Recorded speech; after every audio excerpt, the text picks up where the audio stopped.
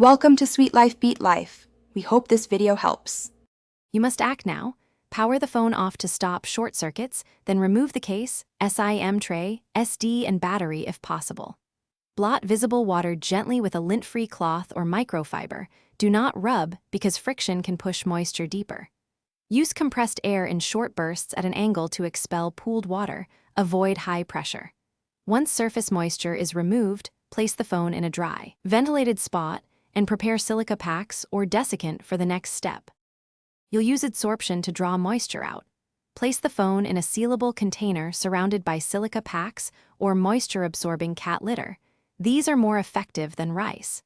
Position the phone so ports face up and leave for 24 to 48 hours. Check every 12 hours to monitor progress.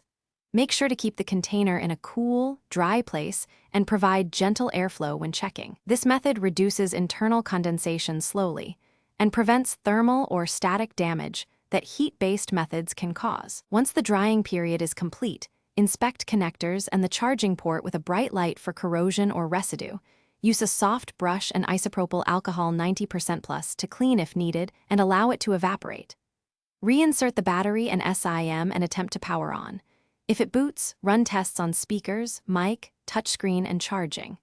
If the phone fails to start, shows erratic behavior, or you see corrosion, stop and take it to a professional for board-level diagnosis. Don't continue. Thanks for watching. Consider subscribing if we helped you.